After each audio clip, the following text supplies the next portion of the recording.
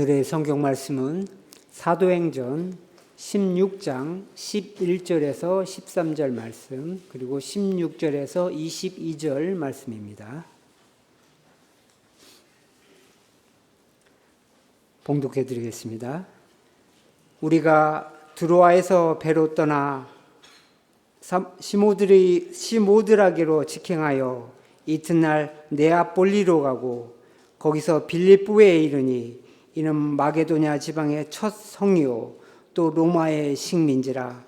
이 성에서 수일을 유하다가 안식일에 우리가 기도할 곳이 있을까 하여 문밖 강가에 나가 거기 앉아서 모인 여자들에게 말하는데, 우리가 기도하는 곳에 가다가 점치는 귀신 들린 여종 하나를 만나니 점으로 그 주인들에게 큰 이익을 주는 자라. 그가 바울과 우리를 따라와 소리질러 이르되, 이 사람들은 지극히 높은 하나님의 종으로서 구원의 길을 너에게 전하는 자라 하며 이같이 여러 날을 하는지라. 바울이 심히 괴로워하여 돌이켜 그 귀신에게 이르되, 예수 그리스도의 이름으로 내가 내게 명하노니 그에게서 나오라 하니 귀신이 즉시 나오니라. 여종의 주인들은 자기 수익의 소망이 끊어진 것을 보고 바울과 실라를 붙잡아 장터로 관리들에게 끌어갔다가 상관들 앞에 데리고 가서 말하되, 이 사람들이 유대인인데 우리 성을 심히 요란하게 하여 로마 사람인 우리가 받지도 못하고 행하지도 못할 풍속을 전한다 하거늘 무리가 일제히 일어나 고발하니 상관들이 옷을 찢어 벗기고 매로 치라 하여. 아멘. 이 시간 내 주의 보혈을이라는 제목으로 시온 찬양대에 찬양 읽겠습니다.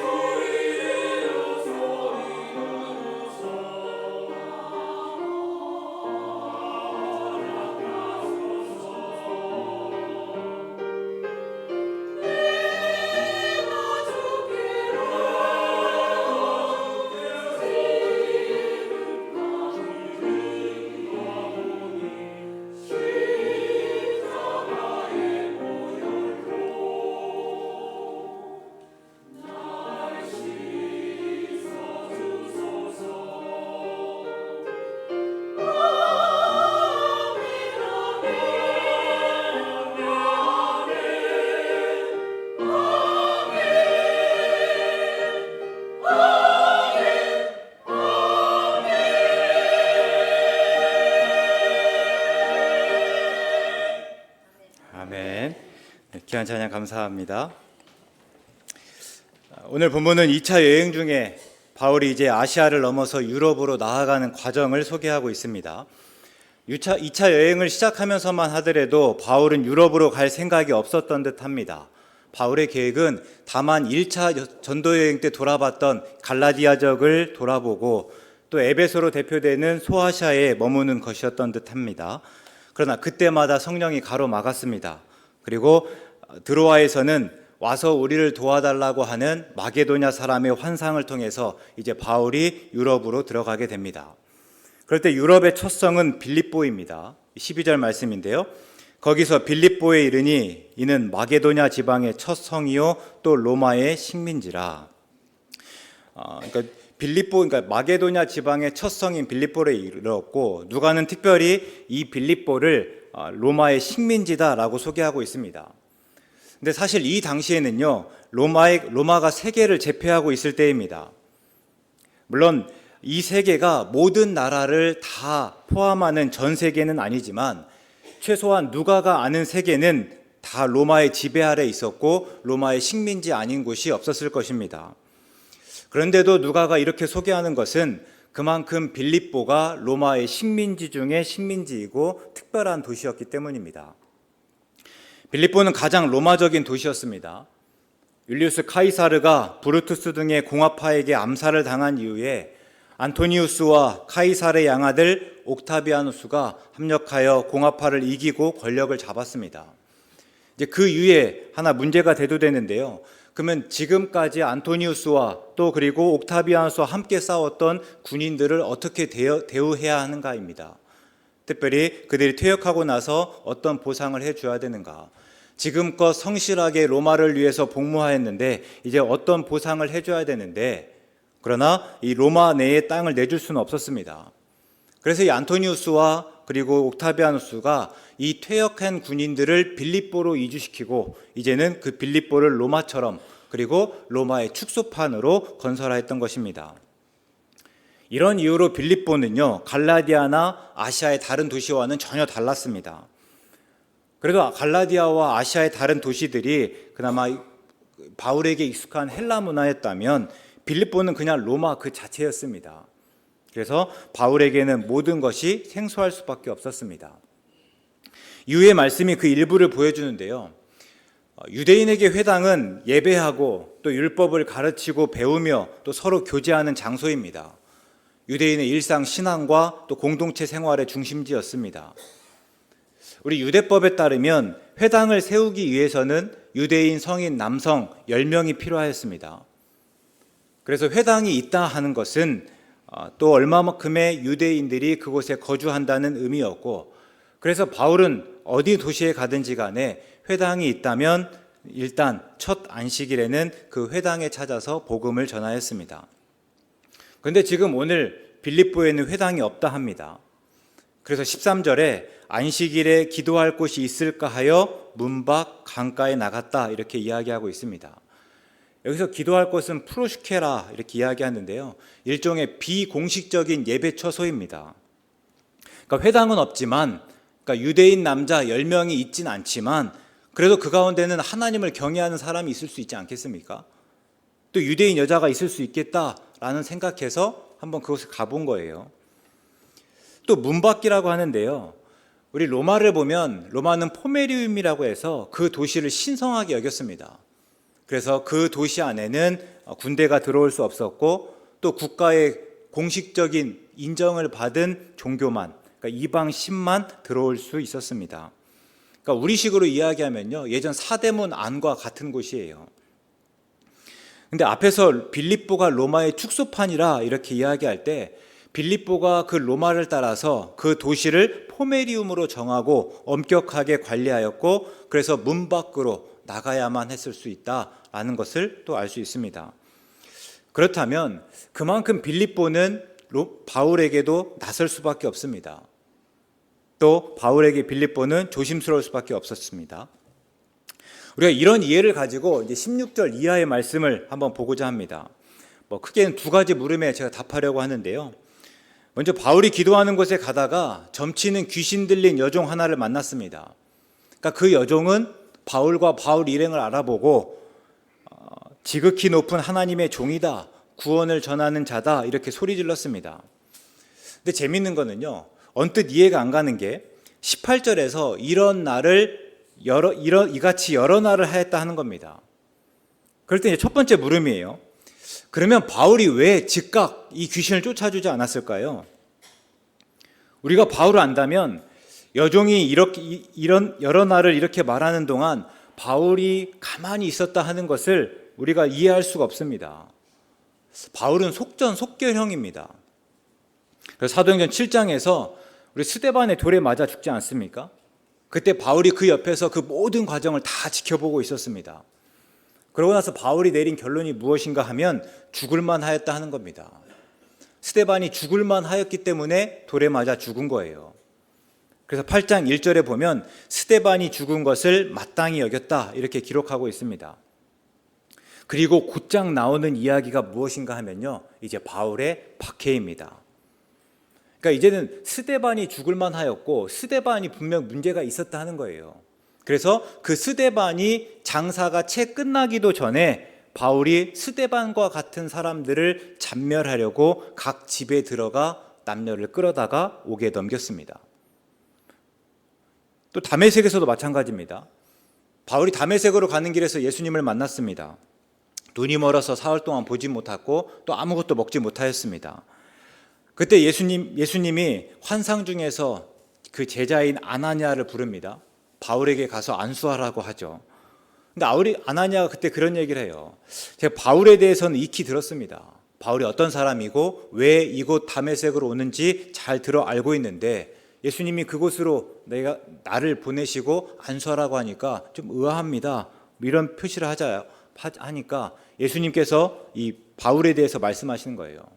바울은 내 이름을 이방인과 임금들과 이스라엘 자손들에게 전하기 위해 택한 나의 그릇이다. 그리고 이제 그 말을 듣고 아나니아가 가서 바울에게 안수하자 바울이 다시 보고 먹을 수 있게 되었습니다. 또 이런 이야기를 전했죠. 예수님께서 당신을 택하였습니다. 근데 재미있는 것은요, 그 다음 표현입니다. 사도행전 9장 20절 말씀인데요. 즉시로 각 회당에서 예수가 하나님의 아들이심을 전파하니, 이렇게 고백합니다. 그러니까 바울은 지금 거침이 없습니다. 지금 다메섹에 왜 왔냐면요, 이 예수 믿는 사람들, 특별히 예수님을 하나님의 아들이라고 말하는 사람들을 붙잡기 위해서 왔습니다. 그런데 그 예수님이 진짜로 하나님의 아들이었다 하는 것을 알고 그 예수님이 자신을 택한 그릇으로 세웠다 하는 것을 알자마자 그 즉시로 각 회당에서 예수님이 하나님의 아들이라 전파하였습니다. 그러니까 듣는 모든 사람이 놀랐다, 그 다음에 이야기 나오는데요, 단순히 그냥 예수님이 하나님의 아들이라고 해서 놀랐다 하는 것이 아니에요. 그렇게 말한 사람이 예수님이 하나님의 아들이라고 하는 사람들을 잡는데 누구보다도 열심이었던 바울이었기 때문입니다. 근데 바울은요, 한번 새롭게 알면 그냥 아는 그 즉시로 모든 것들을 다 행하는 사람이었습니다. 처음 선교를 시작했을 때도 그랬습니다. 구브로에서 총독에게 하나님의 말씀을 전하는데 그 옆에서 마술사 엘로마가 자꾸만 방해합니다.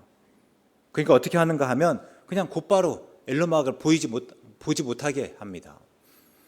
나중에 루스드라에서는요, 나면서부터 걷지 못한 사람을 보자마자 바로 이렇게 세웠습니다.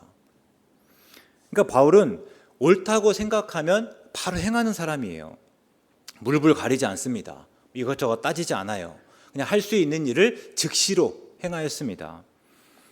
그런데 그런 바울이 왜 귀신을 쫓아주지 않고 여러 날 동안 보고만 있었을까 하는 물음이에요.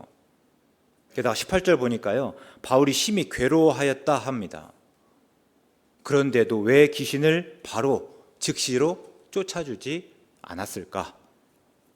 답해보면요, 여종이 점으로 그 주인에게 큰 이익을 준다고 할 때 귀신을 쫓아주는 일이 로마의 풍속에 어긋나기 때문입니다. 나중에 그 여종의 주인이 바울을 관리들에게 끌고 가서 고발하는 이유도 마찬가지입니다. 그래서 20절과 21절 보면요, 상관들 앞에 데리고 가서 말하되 이 사람들이 유대인인데 우리 성을 심히 요란하게 하여 로마 사람인 우리가 받지도 못하고 행하지도 못할 풍속을 전한다 하거늘 이렇게 이야기합니다.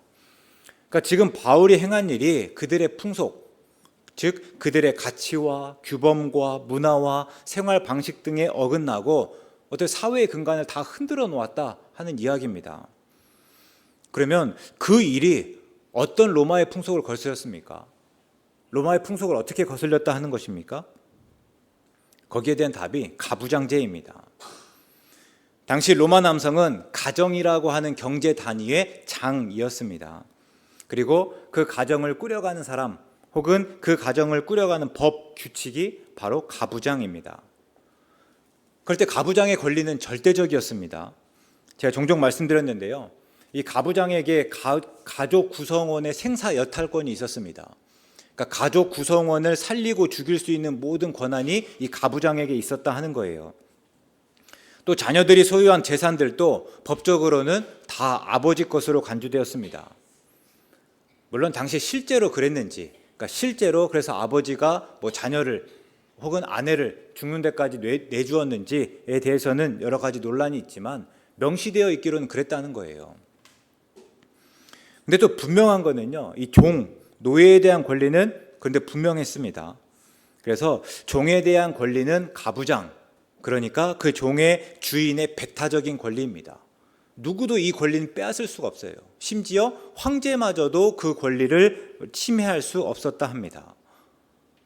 그럴 때 지금 바울이 여종에게서 귀신을 쫓아내면서 주인의 이익이 끊긴 것은 분명 그 주인의 배타적인 권리, 황제조차도 침해할 수 없는 그 권리를 침해한 것입니다. 그것이 바울을 고발한 주인의 이 주장이었고 상관들도 그 주장을 마땅하게 여겨서 바울의 옷을 찢어버리고 매로 치라 이렇게 이야기했습니다. 그러니까 바울도 이전에 이런 모든 내용들을 잘 알고 있었고 그래서 즉시로 귀신을 쫓아주지 않고 그냥 여러 날 동안 보면서 참고 있었다 하는 거예요.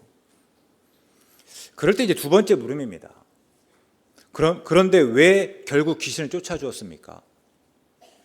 우리가 이제 왜 귀신을 바로 쫓아주지 않았는지는 알겠는데 그러면 그 이유가 타당하다면 끝까지 귀신을 쫓아주지 말았어야 되죠. 근데 왜 이제는 귀신을 쫓아주냐 하는 것입니다. 여종에게서 귀신을 쫓아주는 것이 심각한 문제가 될 수 있고 그래서 귀신을 쫓아주지 않고 여러 날 동안 보고만 있었다면 계속 그랬어야 할 법한데 왜 결국 귀신을 쫓아주었냐 하는 것입니다. 우리 한번 바울의 입장에서 생각해 보겠습니다. 여러 날 동안 바울이 무엇을 고민하고 또 무엇을 걱정하였을까요? 그런 여종을 만날 때마다 그리고 나중에 돌아왔을 때마다 무엇을 고민하고 무엇을 걱정했을까? 괜히 나섰다가 본문에서처럼 고발당하고 옷이 찢기고 매로 맞는 것이 두려웠을까요? 근데 우리가 바울을 조금 더 안다면 그런 것은 아니었을 것 같습니다. 앞에서 예수님께서 아나니아를 바울에게 보내면서 바울을 나의 택한 그릇이다 이렇게 전하게 했잖아요. 근데 그때 이어서 뭐라고 하는가 하면 바울이 내 이름을 위하여 큰 고난을 받아야 한다 하는 것이었습니다. 그래서 바울이 예수님의 택한 그릇이라 하는 것은요. 그래서 바울이 예수님의 이름을 위한다 하는 일은 다름 아니라 고난을 받는 일입니다. 처음부터 그냥 바울이 예수님의 이름을 전할 때 큰 고난을 받을 수밖에 없다 하는 것이 예수님의 말씀이었습니다. 그래서 바울은 고난을 당연하게 여기기까지 한 듯합니다. 바울이 평생에 살면서 고난 때문에 움츠러들었다 하는 이런 구절들이 없어요. 그렇기 때문에 바울에게 이 고난이 고민이거나 걱정은 아니었던 듯합니다. 그러고 나면 이제 바울의 고민과 걱정은 하나인데요. 괜히 나서서 귀신을 쫓아주었다가 소동이 나고 결국 복음을 전하지 못할까 싶어서입니다. 이미 1차 여행 때 이제 숱하게 그 일들을 겪어서 잘 알고 있습니다. 소동이 나면 쫓겨갈 수밖에 없고 그러면 복음을 전하지 못할 뿐만이 아니라 막 세워진 교회도 충분히 돌보지 못하는 일들이 있었기 때문이다 하는 거예요. 그럼 다시 물을 수밖에 없습니다. 그러면 왜 귀신을 쫓아주었을까? 더 참지 못하고 복음을 전하지 못해도 괜찮다고 생각한 건가? 그것이 아니라 그것이 또 복음이고 복음을 전하는 일이었기 때문이다 하는 것입니다. 이게 무슨 말씀인가 하면 누가복음 4장에서 예수님이 이사야의 글을 통해서 자신이 앞으로 할 일을 말씀하시는데요. 그게 무엇인가 한번 보니까 가난한 자에게 복음을 전하는 일입니다. 근데 그 복음이 무엇인가 또 보면요.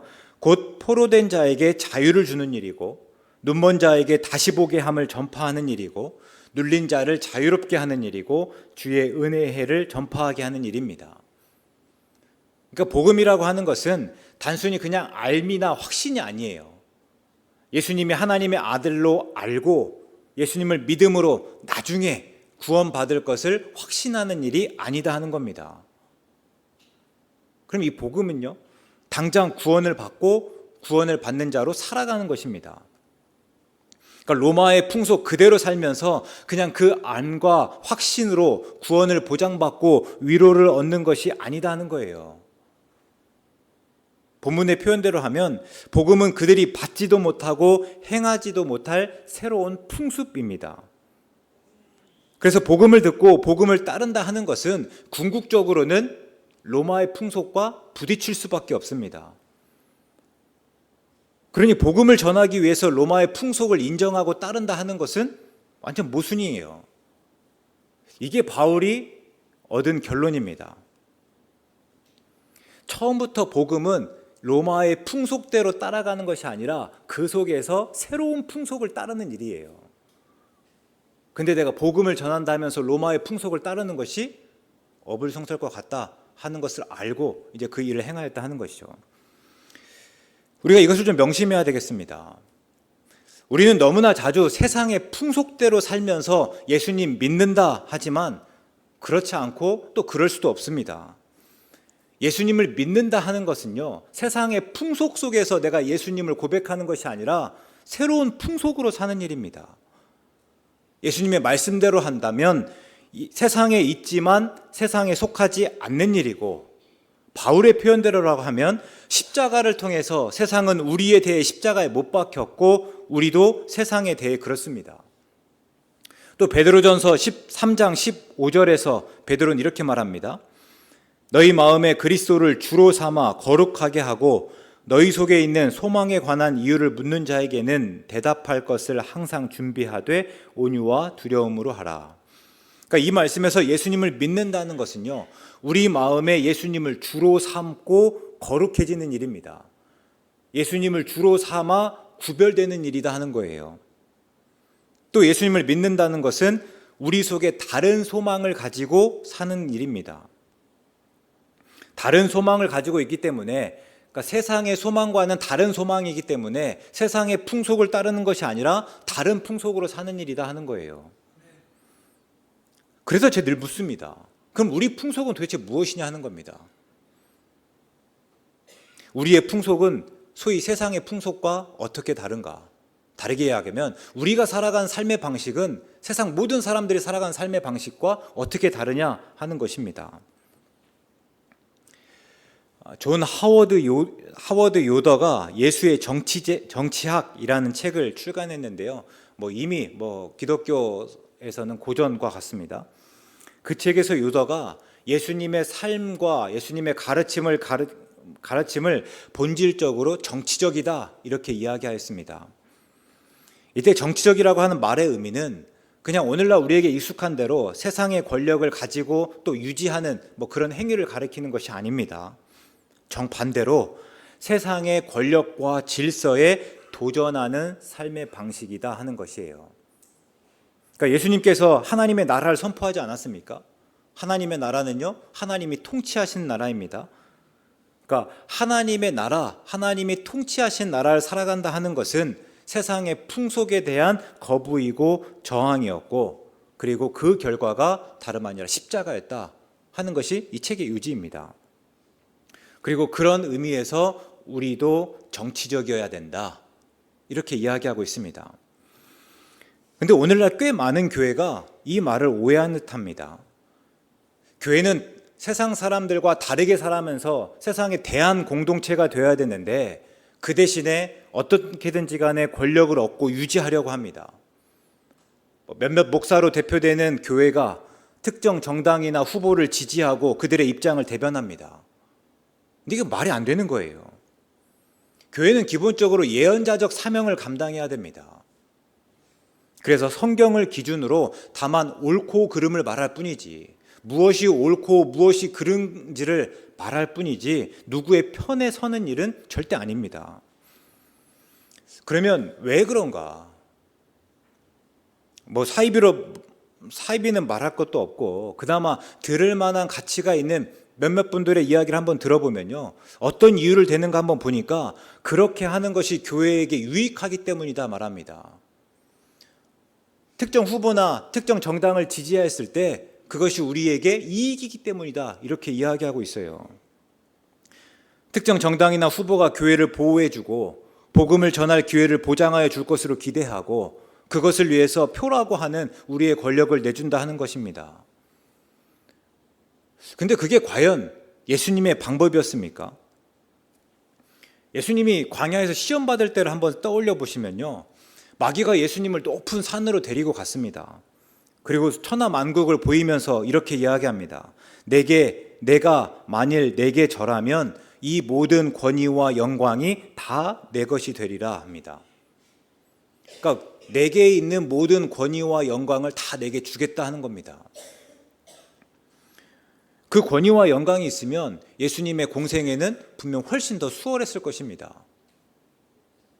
처음부터 그냥 나사렛에서 난 그냥 목수의 아들이 아니라 황실에서 났다면, 그리고 황제였다면 그 말에 더욱 힘이 있지 않았겠습니까? 하고자 하는 일을 얼마든지 더 수월하게 잘할 수 있지 않았겠습니까? 말 한마디로 모든 사람이 예수님을 하나님의 아들로 그리스도로 믿게 할 수 있었습니다. 물론 그 믿음이 얼마나 진실한지는 모르겠지만 얼마든지 예수님을 따르게 만들 수 있었어요. 근데 예수님께서 어떻게 하십니까? 거절하십니다. 그러면서 뭐라고 말씀하시는가? 주 너의 하나님께 경배하고 다만 그를 섬기라. 우리가 예수님의 이 말씀을 안다면 우리가 정치 권력자와 타협하면서 우리가 원하는 것을 보장받고 얻어낼 것이 아니라 다만 하나님만 섬겨야 합니다. 교회는 국가 권력과 유착하면서 우리의 뜻을 관철해가는 이익단체가 아닙니다. 우리는 다만 예수님을 주로 삼아 거룩해지고 다른 소망을 가지고 다른 삶의 방식으로 살아가고, 그래서 세상이 우리에게 그 소망에 관한 이유를 물어오게 하겠다, 이것이 교회이고 우리의 다짐이어야 됩니다. 그럴 때 오늘 교회는 혹 마귀의 시험에 넘어가고 있는 것은 아닙니까? 마귀가 내민 권위와 영광을 가지고 하나님의 일을 하겠다 하는 것은 아니냐 하는 것입니다. 권력과 타협하여 더 큰 권력을 얻고 그 권력으로 하나님을 영화롭게 하겠다는 것이 아닌가 하는 것이죠. 우리 한번 사울을 떠올려 보면요, 사울이 어땠습니까? 하나님께서 아말렉 모든 민족을 다 진멸하라 이렇게 이야기했습니다. 그러니까 호흡이 있는 모든 것들은 다 목숨을 끊어라 하는 건데, 나중에 보니까 사울이 가장 좋은 것들을 다 남겨놨습니다. 왜 그랬는가 물어보니까 하나님께 제사하려고 했다라는 핑계를 대죠. 오늘 우리가 지금 그런 모습은 아닌가? 하나님의 말씀을 정반대로 행하면서 오히려 하나님을 예배하려고, 하나님의 뜻을 좀 펼쳐보려고, 하나님의 마음을 흡족하게 하려고 우리가 오늘 권력을 붙들고 있는 것은 아닌가? 그렇다면 우리가 이 말씀 한번 기억해야 됩니다. 순종이 제사보다 낫습니다. 다만 하나님을 섬기는 것이 하나님을 위해 일한다는 다른 많은 노력보다 훨씬 더 중요하다 하는 것입니다. 교회들뿐만 아닙니다. 우리 역시 마찬가지예요. 우리가 복음에 합당하게 살아가고 있습니까? 제가 최근에 사랑에 관해서 몇 차례 말씀드렸는데요, 한번 결론만 다시 한번 말씀드리면, 사랑이 없으면요, 교회는 그저 울리는 꽹과리에 불과합니다. 맛을 잃은 소금처럼 밖에 버려져 많은 사람에게 밟힐 뿐이라 하는 것입니다. 그래서 우리가 사랑하고 있습니까? 그래서 오늘 또 우리가 사랑하려고 애쓰고 있습니까?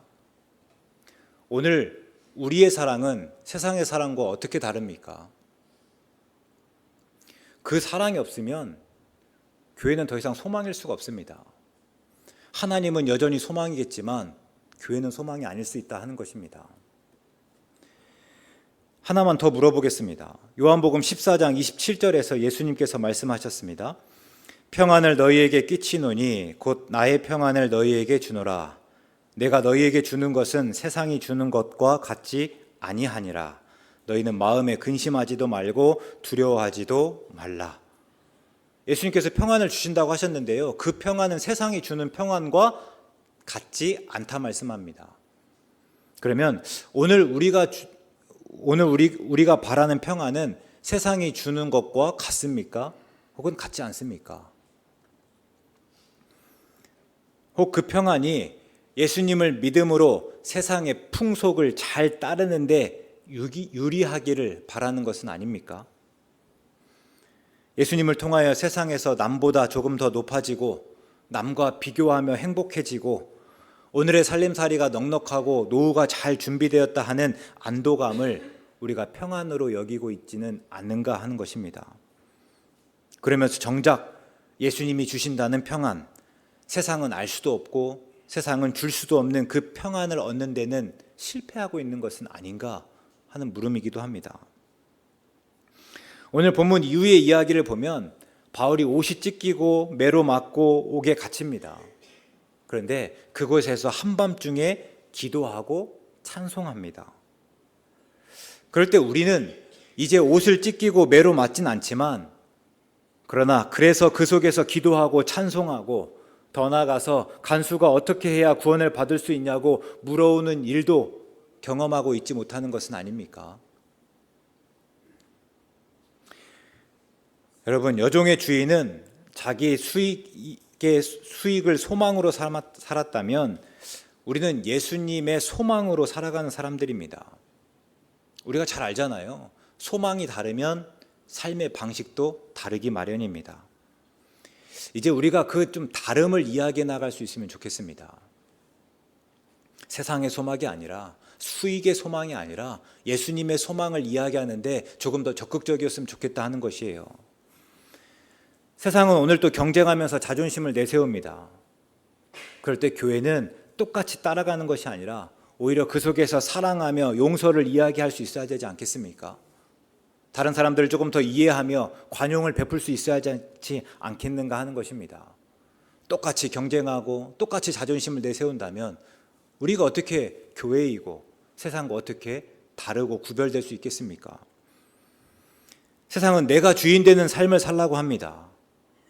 그러나 교회는 내가 주인 되는 것이 아니라 나를 부인하는 곳입니다. 예수님을 주로 삼고 예수님의 삶과 예수님의 가르침을 따라 살기로 다짐하는 곳이어야 되지 않겠습니까? 이곳에 와서는 세상의 정치나 세상에서 크고 작은 다른 이야기들이 아니라 오히려 이런 이야기들, 우리가 어떻게 예수님을 따라 살아야 되는지, 예수님을 따라 살아갈 때 내가 어떤 유익이 있는지, 어떤 노력을 해야 되며 어느 곳을 더 보아야 되며 어느 곳으로 나아가고 누구와 함께 해야 되는지들을 더 이야기해야 되지 않을까. 주일만이라도, 교회에서만이라도 세상의 풍속 따르는 일을 쉬고 온전히 하나님을 예배하며 함께 교제할 수 있지 않아야 할까 하는 것입니다. 제가 지난 주일 찬양 예배 때 청년들에게 당부한 것이, 그리고 함께 예배한 성도들에게 말씀드렸던 것이 세상을 바꾸자 하였습니다. 근데 한 가지 분명한 것은요, 세상과 똑같아서는 절대로 세상을 바꾸지 못합니다. 세상을 바꾸는 것은 세상과 구별되는 방식으로 살아감을 통해서만 가능합니다. 그럴 때 우리는 매일 고민해야 되는 거예요. 그럼 우리가 어떻게 다르고 어떻게 다를지, 또 어떻게 달라야 하는지 스스로 묻고 답하며 그대로 살아가야 되는 것입니다. 그때 세상은 우리 속에 소망에 관한 이유를 물어올 것입니다. 그리고 그때 교회는 교회다워지며 교회를 통해서 하나님이 일하실 것입니다.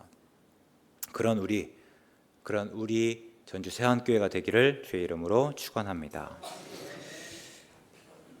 하나님, 오늘 우리는 어떤 소망으로 살아가며 어떤 풍속, 어떤 삶의 방식으로 살아가고 있습니까? 다시 한번 이 시간 돌아봅니다. 그리고 다시 예수님을 우리의 소망으로 여기고 그 소망에 따라 세상의 풍속과 다르게 살아가며 세상이 받지도 못하고 행하지 못할 풍속 전하고자 합니다. 우리의 다짐을 더욱 굳게 하여 주시고 그 다짐대로 행할 수 있는 힘과 용기와 능력도 주시옵소서. 예수님의 이름으로 기도드립니다.